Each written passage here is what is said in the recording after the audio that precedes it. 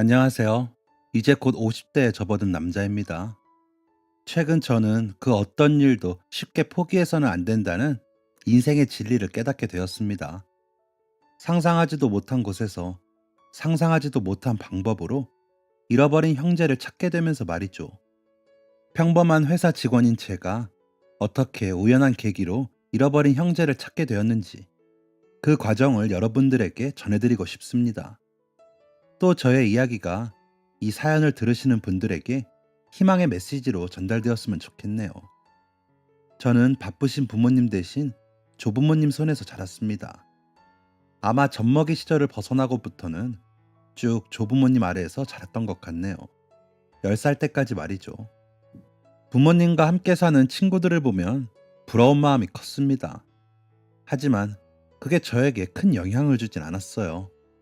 왜냐하면 저에게는 그 누구보다 가깝고 의지할 만한 친구, 쌍둥이 형이 있었기 때문입니다. 저와 형은 그 누구도 떼어놓을 수 없는 절친이었어요. 밥을 먹든 학교를 가든 놀러를 가든 저와 형은 언제나 함께였죠. 저희 형제는 얼굴까지 쏙 빼닮아 있었지만 성격은 정반대였습니다. 저는 조금 내성적이고 조용조용한 반면 형은 씩씩하고 가끔은 욱하기도 하는 성격이었어요. 그래서 형은 항상 저의 든든한 버팀목이 되어주었어요. 어릴 때 학교에는 부모님이 아닌 조부모님 밑에서 자란다는 이유로 저와 형을 놀리는 아이들이 항상 있었습니다. 그럴 때마다 저는 매우 속상했지만 속상한 마음을 차마 티내지 못하고 속상한 마음을 꾹 억누르곤 했죠. 하지만 형은 달랐습니다. 저를 놀리는 아이들에게 달려가 너네 지금 내 동생 놀렸어? 내가 한 번만 더 그러면 진짜 가만 안 둔다고 했지. 라며 으름장을 놓기도 했죠. 또 이유는 모르겠습니다만 당시 저희 형제는 쌍둥이라는 이유로 학교 아이들에게 놀림을 당하기도 했습니다. 저는 너네 집에는 거울도 필요 없다며 서로 얼굴 보면 되니까 와 같은 1차원적인 놀림에도 매우 속상해하곤 했는데요. 저희 형은 제가 속상해하면 할수록 더욱 화를 냈습니다. 감히 너네가 내 동생을 속상하게 해? 와 같은 심리 때문이었던 것 같아요. 또 형은 내심 저의 보호자 노릇을 하려고 노력했습니다. 지금 생각해보면 형은 너무 어린 나이에 철이 들어버린 것 같네요. 형은 늘 저에게 할머니 할아버지는 연세가 있으셔서 우리가 돌봐드려야 해. 그러니까 우리 일은 우리가 알아서 하자 라고 이야기했거든요. 고작 국민학교 2, 3학년밖에 안 된 꼬맹이가 어디서 뭘 보고 왔길래 이런 말을 한 건지. 지금 생각해보면 참 우습지만 그때 저와 형은 매우 진지했습니다. 그래서 저는 형의 이런 말에 그럼 어머니 아버지는 두 분도 우리가 돌봐드려야 해?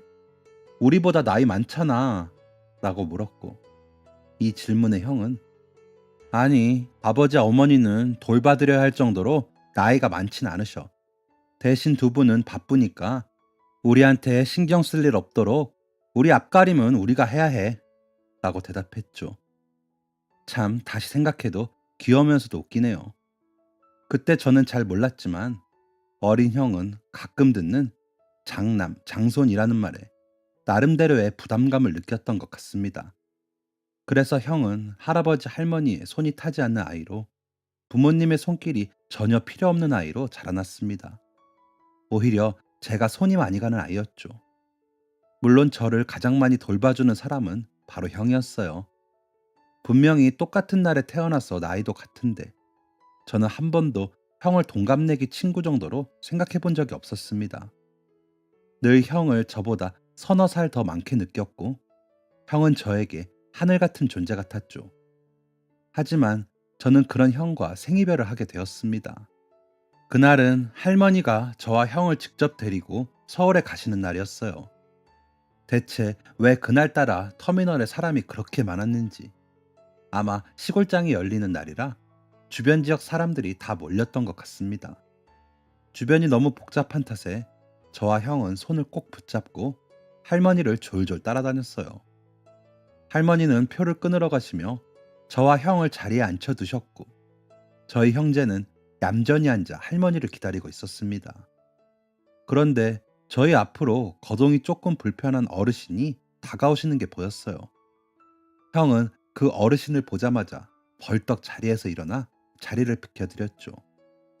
거동이 불편했던 어르신은 형에게 고맙다고 말씀하시며 힘겹게 자리에 앉으셨습니다. 어르신은 옆에 앉아있는 저와 형이 쌍둥이인 게 신기하셨는지 이것저것 물어보셨어요. 어른은 어디 가고 둘이서만 있는지, 누가 형인지, 둘을 구분하는 방법이 있는지 등과 같은 이야기였죠. 일어나 있던 형은 제 의자 끄트머리에 자리가 남아 걸터 앉은 상황이었기 때문에 어르신은 질문을 저에게 하실 수밖에 없었습니다. 저는 누군가가 쌍둥이의 특징에 대해 자세하게 관심을 가져준다는 것이 신기하고 또 재미있어서 어르신의 질문에 열심히 대답을 해드렸어요.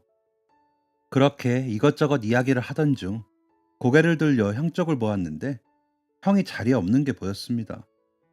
저는 순간 당황해서 형을 찾았어요.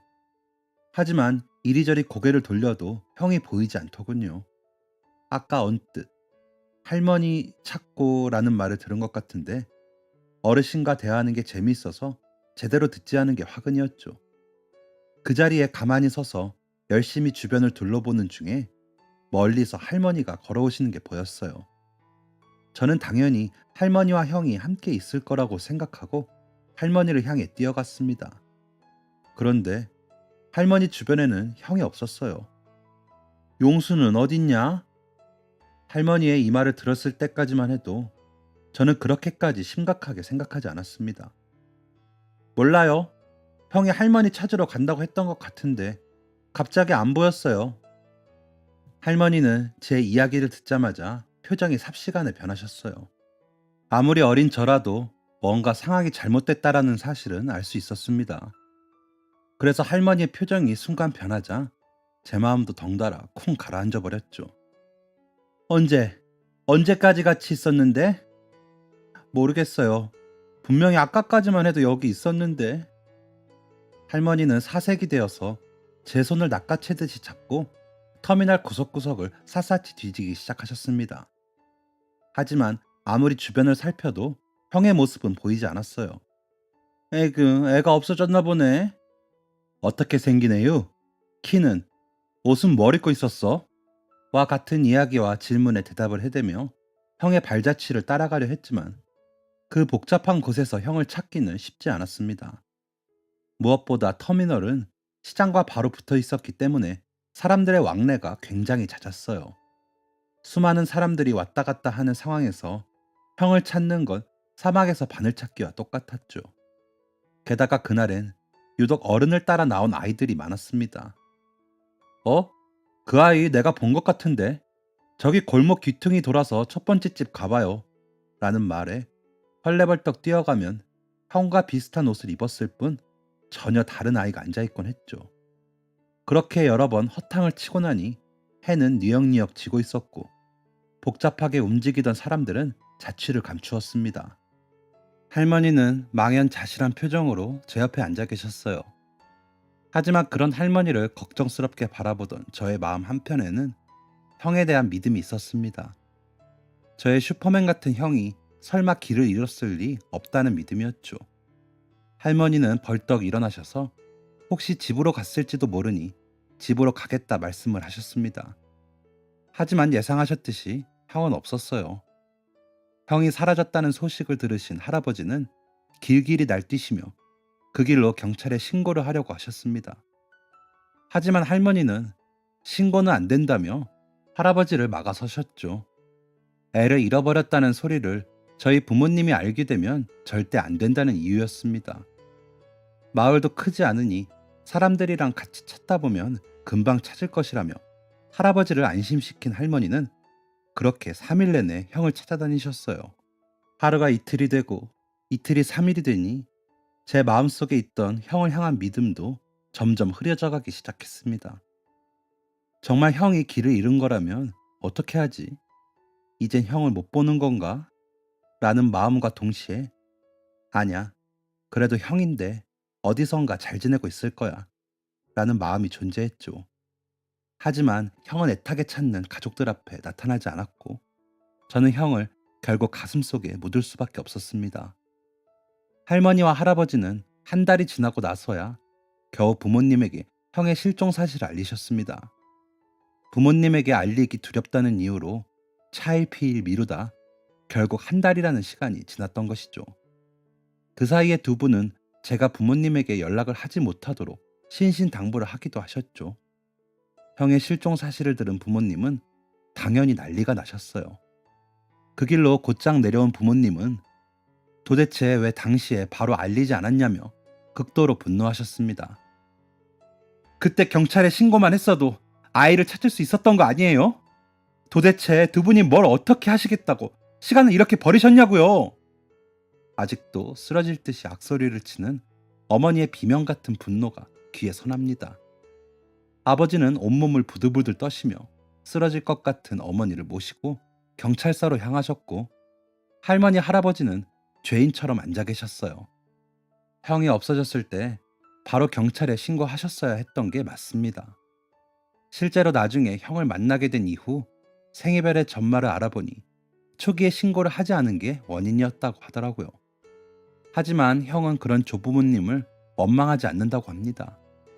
시골에서 순수하게 사신 어른들이 얼마나 무서웠으면 차마 말하지 못하고 한 달 동안이나 소가리를 했겠냐면서 말이죠. 어쨌든 과거의 이야기로 돌아가서 이미 말씀드린 결말처럼 형은 가족의 품으로 돌아오지 못했습니다. 어머니는 형의 흔적이 점점 옅어지자 결국 식음을 전폐하셨습니다. 저는 형의 실종 직후 할머니 할아버지 집을 떠나 부모님이 계신 인천으로 돌아갔습니다. 아버지는 저를 데려오시는 내내 진작에 데려왔었어야 해. 진작에. 우리가 조금만 더 있다가 라는 소리만 안 했어도 먹고 사는 게 뭐가 그리 중요하다고 라고 중얼거리며 눈물을 흘리셨습니다. 어머니는 그런 아버지 곁에서 멍하니 창밖을 보고 계셨죠. 이후에는 정말 지옥 같은 생활이 이어졌어요.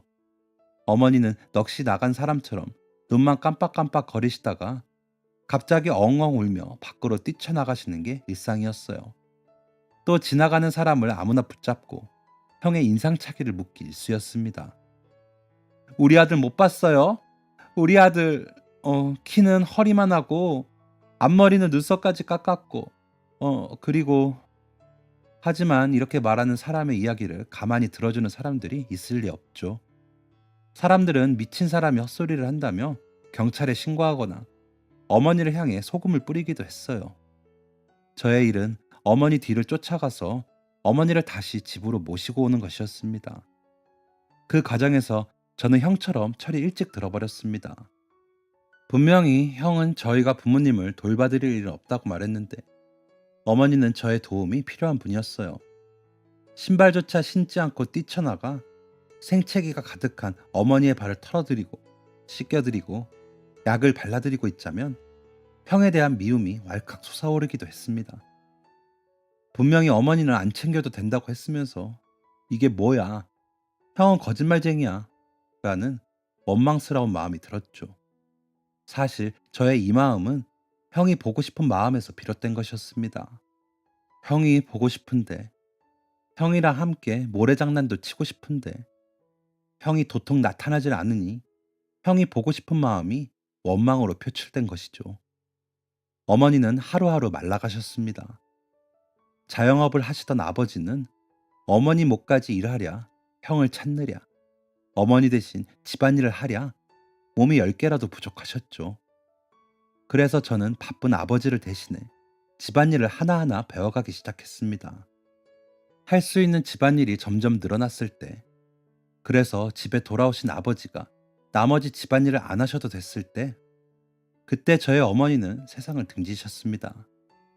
어머니가 돌아가셨을 때 아버지는 형을 찾는 걸 그만두셨습니다. 아버지의 무기력함은 저에게 큰 충격이었어요. 아무리 주변에서 그만 포기하라고 이야기해도 아버지는 결코 포기하지 않겠다고 이야기하셨는데, 그랬던 아버지가 무기력하게 어머니의 빈소에서 술을 마시는 모습은 여전히 저에게 쓰린 기억으로 남아 있습니다. 용현아, 네, 아버지. 텅 빈 빈소에 앉아 홀로 소주잔을 채우시던 아버지는 어느덧 12살이 된 저에게 이렇게 말씀하셨습니다. 원래 아무도 없었던 것처럼, 원래 그랬던 것처럼 살아보자. 저는 아버지의 이 얘기를 듣고 아버지에게 어머니와 형의 빈자리가 느껴지지 않도록 최선을 다해야겠다고 다짐했습니다. 그렇게 저는 모든 면에서 완벽해지기 위해 노력했어요. 저를 슈퍼맨처럼 지켜줬던 형처럼 되기 위해 운동도 열심히 했고, 저보다 똑똑해 보였던 형을 닮기 위해 열심히 공부했습니다. 또 깔끔하셨던 어머니를 기억하며 매일 교복을 다렸고, 공부하느라 집에 늦게 들어왔어도 먼지 한 톨 없이 집 청소를 해야 잠에 들었습니다. 아버지도 나름대로 치열하게 살아가셨어요.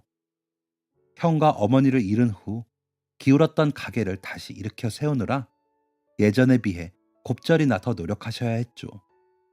거기다 두 사람이 함께 하던 일을 혼자 하셔야 했으니 아버지는 정말 언제 주무시는 건가 싶을 정도로 바쁘게 사셨습니다. 할머니, 할아버지와는 자연스럽게 관계가 단절되었어요. 할머니, 할아버지는 차마 연락하지 못하셨고, 아버지도 굳이 먼저 두 분을 찾아뵙지 않았습니다. 용서를 하고 말고의 문제는 아니었던 것 같습니다. 단순히 할머니, 할아버지를 뵈면 형을 잃어버렸던 그때의 기억이 떠올라서 그게 힘드셨던 것이겠죠. 할머니, 할아버지 또한 마찬가지였을 겁니다.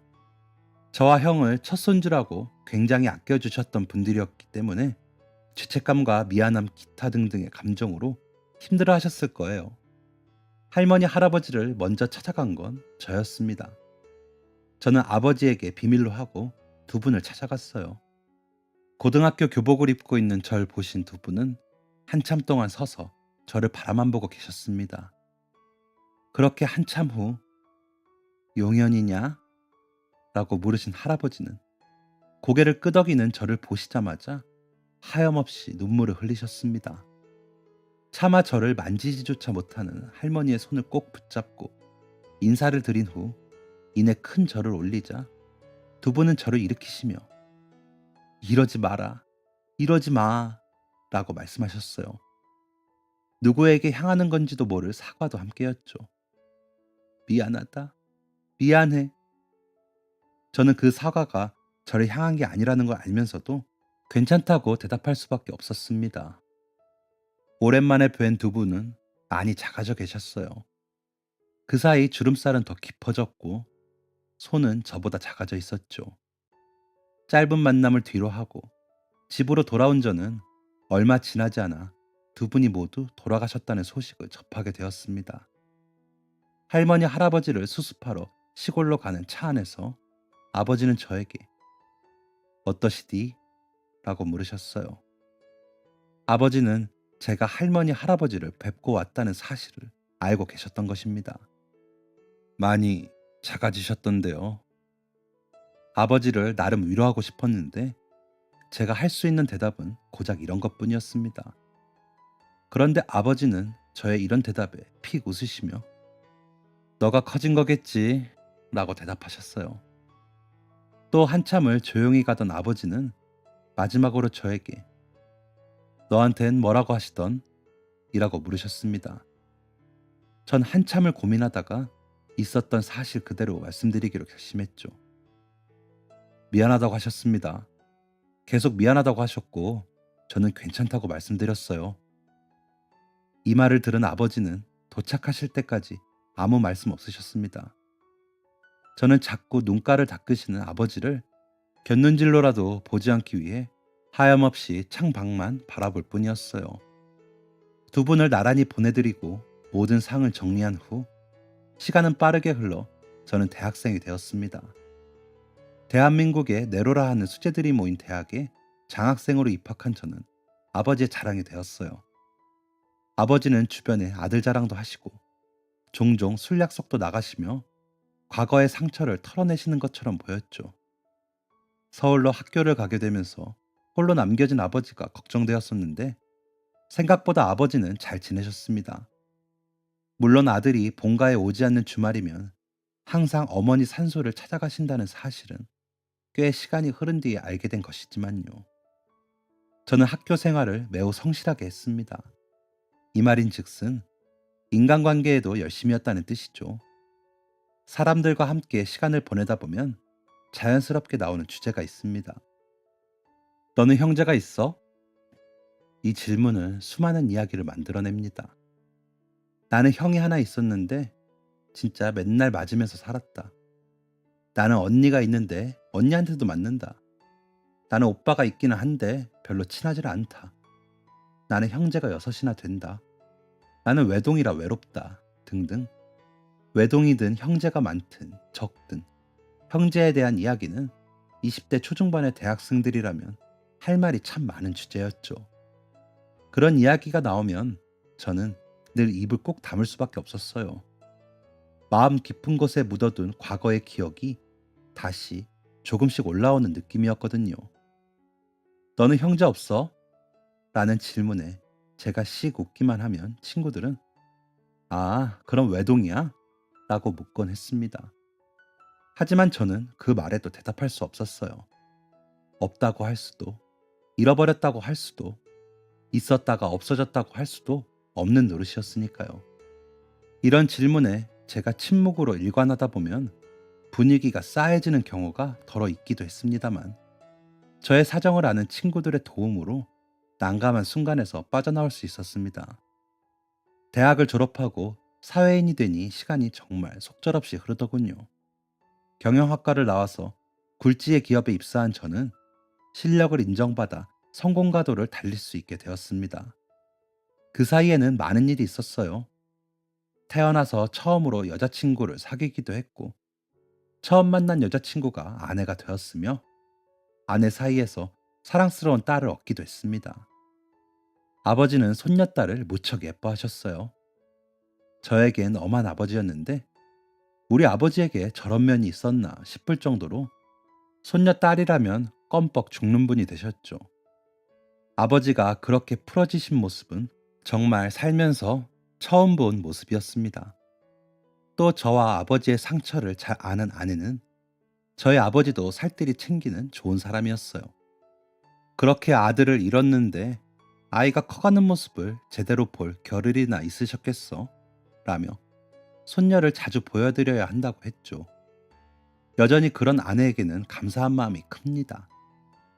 아이가 중학교에 들어가고 아버지가 하시던 일을 슬슬 정리하던 중이던 최근 저는 해외로 장기 출장을 가게 되었어요. 2달 정도 되는 기간이었죠. 가족과 함께 가기는 애매한 기간이었고 무엇보다 코로나가 여전히 걱정되는 상황이었기 때문에 저는 아이와 아내를 떼어놓고 홀로 해외 출장을 가게 되었습니다. 출장지는 프랑스였어요. 저와는 전혀 그 어떤 연관도 없는 나라였죠. 가끔 업무상 며칠씩 해외를 다니긴 했지만 프랑스는 처음이라 조금 긴장한 상태로 비행기에 몸을 실었습니다. 프랑스에 도착한 제가 가장 먼저 한 일은 부끄럽게도 업무와 관련된 일이 아니었습니다. 제가 도착해 가장 먼저 한 일은 프랑스에서의 로망 실현이었어요. 바로 프랑스 베이커리에서 갓 나온 바게트 빵 먹기였죠. 40살이 넘어서 무슨 그런 로망이 있냐라고 웃으실 수도 있지만 그래도 저는 제 로망을 실현하기로 마음먹었습니다. 프랑스에서 먹은 프랑스 빵이라서 그런지 괜히 더 맛있는 느낌이 나더라고요. 저는 이게 빵이지 라며 출장 기간 동안 주야장천 특정 베이커리의 빵을 먹어댔습니다. 제가 출장을 간 곳은 한인의 비율이 현저히 적은 곳이었습니다. 그런 곳에서 한 번도 아니고 매일 빵을 사 먹으러 오는 동양인이라니 가게 주인이 신기하게 생각할 만했죠. 한 3주쯤 빵집을 다녔을 때였을까요? 저에게 간단한 안부 인사 정도만 건네던 빵집 주인은 저에게 처음으로 개인적인 질문을 했습니다. 이런 질문을 하는 게 실례일 수 있는데 혹시 어쩐 일로 여기 온 건가요? 저는 이런 질문을 하는 빵집 주인의 마음을 충분히 이해했기 때문에 그에게 성심성의껏 대답해 주었어요. 일 때문에 왔어요. 한 2달 정도 있을 건데 벌써 3주나 지났으니 한 달 조금 넘게 남았네요. 그런데 이후 이어진 빵집 주인의 질문은 조금 이상한 것이었어요. 그럼 여기 살던 분이 아니시라는 거죠? 머리를 새로 했다던가, 살이 갑자기 빠졌다던가, 뭐 그런 것도 아닌 거죠? 머리? 살? 갑자기 무슨 이야기인가 싶어 의아했지만 저는 또다시 성심성의껏 대답해 주었습니다. 네, 저는 한국에서 왔어요. 3주 전에 바게트빵 사러 온 날이 프랑스에서의 첫날이었어요. 제가 너무나 단호하게 이야기하자 빵집 주인의 표정은 혼란스럽다는 듯이 변했습니다. 대체 내 말에 무슨 혼란스러운 점이 있다는 건가? 라는 생각으로 빵집 주인을 쳐다보고 있으니 그는 미안하다며 저에게 갖고 온 크루아상을 주었어요. 아무래도 자신이 착각한 것 같다는 말을 덧붙이면서 말이죠. 뭐 어찌됐든 맛있는 크루아상을 얻었으니 이것으로 됐다고 생각하며 저는 숙소로 돌아왔고 다음 날도 다름없이 빵집으로 향했습니다. 그런데 문을 열고 들어가자마자 빵집 주인은 달려나오며 미스터 강, 내가 아무래도 도플갱어를 본 것 같아요. 라고 소리쳤어요. 처음에 저는 제가 잘못 들은 건가 싶어 되물었습니다. 네? 도플갱어요? 네, 도플갱어요. 그 3번 마주치면 죽는다는 그 도플갱어. 갑자기 이 프랑스 남자가 뭐라고 하는 건지 이해가 도통 되지 않았지만 일단 무슨 말인지 드러나 보자 싶어 대화를 시작했습니다. 그러니까 나랑 똑같이 생긴 사람을 봤다는 거죠? 맞아요. 진짜 봤어요. 아니, 어떻게 이런 일이? 어디서요? 이 동네 사는 사람이에요. 우리 가게에는 아주 가끔 오는 사람이죠. 사무엘이라는 사람인데 저는 처음에 미스터 강이 사무엘인 줄 알고 왜 갑자기 우리 가게에 자주 오나 싶었다니까요. 아무리 그래도 이렇게까지 착각할 수 있나 싶어 저는 다시 한번 자세히 그에게 물었습니다. 그 사무엘이라는 사람이 저랑 그렇게 닮았어요? 애초에 사무엘 씨는 프랑스 말을 할 거고 저는 첫날부터 영어를 썼잖아요. 그러니까요. 그것도 이상했어요. 왜 갑자기 영어를 쓰나 싶었죠. 마스크 쓸 때는 사실 긴가민가 했는데 빵 먹을 때 마스크 내린 거 보니까 정말 똑같더라고요. 절대 의심할 수가 없었어요. 이쯤 되니 온몸에 소름이 돋더군요. 동네 주민의 분위기, 입고 다니는 옷, 심지어 언어까지 달라졌는데 사람이 바뀌었다는 의심조차 못할 정도라니 도대체 얼마나 닮았다는 것일까요? 이 사실을 알게 되니 제가 처음 가게에 들렸을 때 저를 아는 척했던 가게 주인의 태도를 이해하게 되었습니다. 또 가끔 대화가 통하지 않았던 이유도 알게 되었죠. 그때는 단순히 프랑스 사람과 영어로 대화한 게 처음이라 어색해서 잘못 이해했다고 생각했는데 그게 아니었던 것입니다. 저는 온몸에 소름이 돋는 걸 느끼며 가게 주인에게 물었습니다. 그 사람도 제가 있다는 사실을 아나요? 아니요. 혹시라도 둘이 만나면 위험해질지도 모르니까 아직 말 안 했어요. 가게 주인은 정말 진심으로 도플갱어 괴담을 믿고 있는 사람이었죠. 눈을 반짝거리며 자신이 도울 일은 없느냐 묻는 가게 주인에게 저는 그 사람과의 자리를 마련해 달라고 부탁했습니다. 하지만 가게 주인은 기겁을 하며 저를 말렸어요. 위험하다는 게 그 이유였죠. 그때만 해도 이 부탁은 저의 호기심을 충족시키기 위함이었습니다. 하지만 숙소에 돌아가서 곰곰이 생각해보니 뭔가 이상하더군요. 순간 어떤 생각이 제 머리를 스쳤고 저는 그날 잠에 들 수 없었습니다. 아침이 밝자마자 저는 빵집으로 달려갔습니다. 그날 아침 있었던 중요한 일을 뒤로 미루면서까지 달려간 것이었죠. 완벽했던 형의 그림자를 따라 살았던 저의 첫 충동적 행동이었습니다. 가게 문을 열고 있던 가게 주인은 달려오는 저를 보자마자 위험해요. 안 돼요. 라고 소리쳤습니다. 하지만 마음이 급했던 저는 그의 팔을 붙잡고 다짜고짜 당신이 말하는 내 도플갱어가 내 잃어버린 형일 수도 있다. 라는 말을 했습니다. 가게 주인은 지금 내가 무슨 말을 들은 건가 라는 표정으로 저를 쳐다보고 있었어요. 뭐라고요? 제가 잘못 이해한 것 같아요. 다시 말씀해 주세요. 저는 또다시 설명했습니다. 당신이 말한 나와 똑 닮았다는 사람, 제가 잃어버린 제 쌍둥이 형일 수도 있다고요. 가게 주인은 펄쩍 뛰며 그게 무슨 말이냐며 저에게 설명을 요구했지만 저에게는 시간이 없었습니다. 자세한 이야기는 나중에 꼭 해드릴게요. 지금은 급하게 가봐야 해요.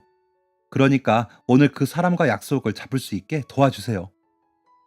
한국에서 온 사람이 어렸을 때부터 잃어버린 형을 찾고 있다. 이 한마디만 해주셔도 돼요. 제발 부탁합니다. 가게 주인은 간곡히 부탁하며 내민 저의 명함을 받아들더니 저만 믿으세요. 라고 호언장담을 했죠. 무슨 정신으로 앉아 있었는지도 모를 미팅 시간이 끝났고 초조하게 연락을 기다리던 저는 가게 주인으로부터 한 통의 전화를 받았습니다. 주소 하나 보내놨어요. 거기로 오세요. 당신 도플갱어 집입니다. 저는 바로 숙소로 가 샤워를 하고 옷을 갈아입었습니다. 마치 결혼식 당일 식장에 들어가기 직전에 마음 같았어요. 심장이 벌렁거리고 온몸에 털이 삐쭉삐쭉 솟아오르는 느낌이었죠. 혹시 진짜 우리 형이라면? 무슨 말을 해야 하지? 한국말은 알까? 나를 기억하기는 할까? 그동안 어떻게 변했을까? 여기서 너무 고생했으면 어떡하지? 같은 걱정을 이어가던 저는 순간 피가 차게 식는 경험을 했습니다. 형이 아니라면? 그냥 가게 주인이 동양인 얼굴을 잘 구분 못하는 서양인일 뿐이라면? 제가 한 가지 잊고 있던 사실이 있었던 것이죠. 서양인은 생각보다 동양인 얼굴을 잘 구분하지 못한다는 것 말입니다. 우리나라 사람들이 서양인들 얼굴을 잘 기억 못하고 구분 못하는 것과 비슷한 맥락이죠. 여기까지 생각이 닿으니 온몸을 감쌌던 기대감이 바닥을 뚫고 사라진 기분이었어요. 가고 싶지 않았습니다. 형이 여기 있을 리가 없지. 이 먼 땅에. 그것도 이렇게 우연한 계기로 형을 만날 수 있다는 게 말이나 돼? 라는 생각이 제 머리를 지배했죠. 하지만 전화를 울리는 가게 주인의 연락을 도저히 무시할 수 없어서 결국 저의 도플갱어라는 사무엘 씨의 집으로 향했습니다. 초인종을 누르고 잠시 후 프랑스어로 잠시 기다리라는 듯한 말이 들리더니 문이 열렸습니다. 한 프랑스 여성분이 반갑게 저를 맞이해 주셨어요. 하지만 그분과 제 눈이 마주친 순간 그 여성분은 알아들을 수 없는 프랑스어로 무슨 이야기를 하더니 집 안으로 뛰어들어갔습니다. 뭔가 싶어서 멀뚱히 상황 파악을 하고 있으니 안에서 우당탕탕 하는 소리와 함께 시끄러운 말소리가 들리더군요. 대충 조심해 뭐 이런 이야기였던 것 같습니다. 저는 당연히 제 얼굴을 궁금해할 것 같아 마스크를 내리고 서 있었습니다. 그렇게 안쪽에 있던 인물들이 모두 현관으로 나왔을 때 저는 드디어 저의 도플갱어의 실체를 확인할 수 있었어요.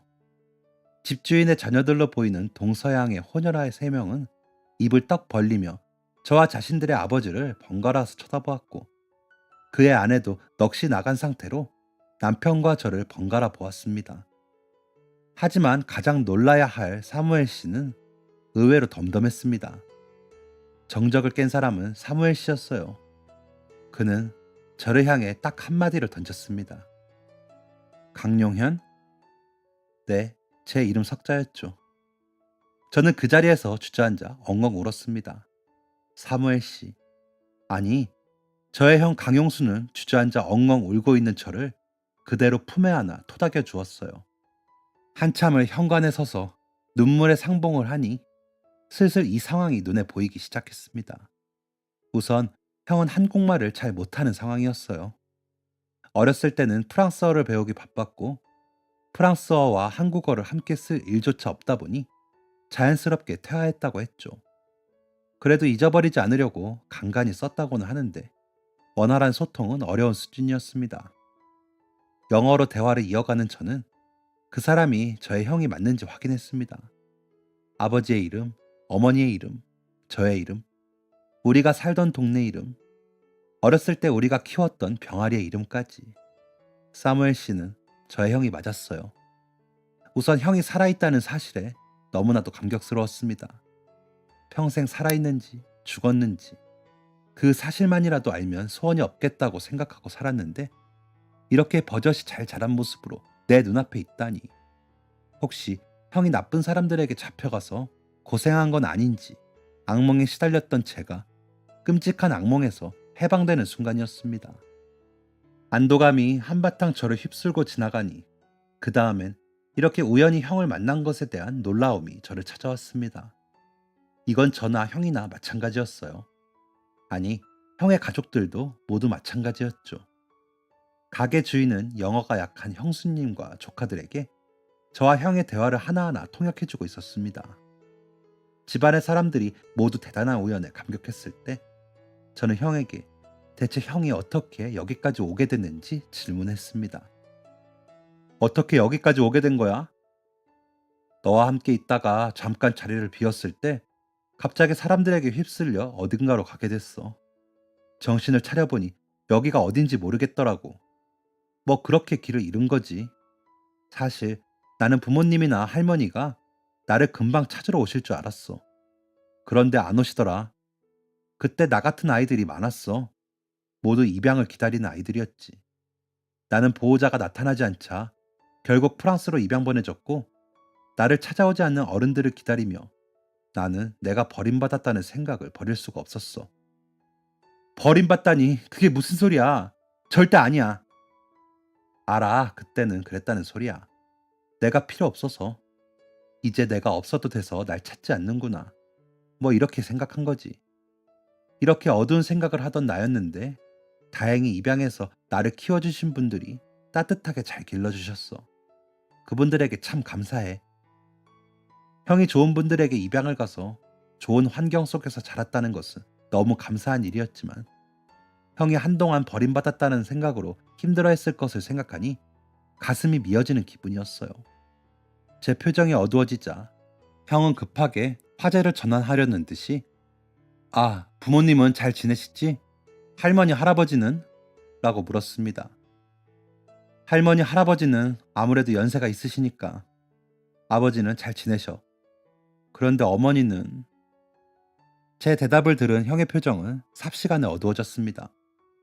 점점 분위기가 안 좋아지자 형수님은 깊은 이야기는 나중에 하고 밥부터 먹자며 저를 극진히 대접해 주었어요. 함께 저녁을 나누고 저와 형은 밤이 새도록 이야기를 나누었습니다. 그렇게 저는 남은 출장 기간 동안 일과 형을 만나는 일을 반복했습니다. 그렇게 한국으로 돌아가기 바로 전날 저는 형에게 아버지를 만날 건지 의사를 물었습니다. 형의 대답은 당연하지였죠. 기쁜 마음으로 한국에 돌아온 저는 매우 조심스럽게 아버지에게 이 사실을 털어놓았습니다. 아버지는 놀라서 심장마비가 올 것 같다며 한동안 심호흡을 하셔야 했어요. 지금 당장이라도 프랑스로 가려고 하시는 통에 아버지를 말리느라 꽤 수고했습니다. 아버지도 연세가 있으시고 프랑스가 가까운 곳은 아니다 보니 준비할 시간이 필요했거든요. 특히 코로나 때문에 어딜 가기 어려운 상황인지라 시국 눈치를 보던 참이었습니다. 대신 아버지와 형은 영상통화로 첫 상봉을 하게 되었어요. 약속을 잡고 서로 화상으로 얼굴을 마주한 순간 형은 제 앞에서 단 한 번도 보이지 않던 눈물을 보였습니다. 형은 그 사이에 한국어를 다시 공부하기 시작했는지 더듬거리는 한국말로 아버지 보고 싶었어요. 아버지를 원망하지 않아요. 라는 속마음을 고백하기도 했습니다. 어찌나 감격이던지 저와 아내는 아버지 뒤에서 눈물을 훔치며 숨죽여야 했습니다. 눈물의 상봉 이후 아버지와 형은 매일마다 영상통화를 하며 한국어 수업을 합니다. 똑똑했던 머리 어디 가지 않았는지 형은 한국말을 스펀지처럼 빨아들이고 있어요. 덩달아 형의 자식들도 한국어를 배우고 있다고 하네요. 이제 규제가 조금 완화되고 상황이 조금 나아졌다고 하니 아버지를 모시고 프랑스를 가든 프랑스에 있는 형을 초대하든 구체적인 계획을 짜볼 예정입니다. 만약 형이 오게 된다면 어머니와 할머니, 할아버지를 함께 뵈러 가고 싶습니다. 꼭 그러려고 해요. 저의 사연은 여기까지입니다. 저는 이 일을 겪으면서 어떤 일도 쉽게 포기해서는 안 된다는 인생의 진리를 깨닫게 되었다고 말씀드렸었는데요. 여러분, 혹시나 포기하고 싶으신 일이 있으신가요? 행운은 언제 어디서 찾아올지 모르는 것 같습니다. 순간에 최선을 다하고 매사에 진심과 정성을 다한다면 여러분에게도 분명 기쁜 날이 찾아올 거예요. 저의 사연을 읽어주셔서 정말 감사합니다. 모두 행복하세요. 지금까지 사연 들어주셔서 감사합니다. 사연이 재밌으셨다면 구독과 좋아요를 눌러주세요. 감사합니다. 안녕히 계세요.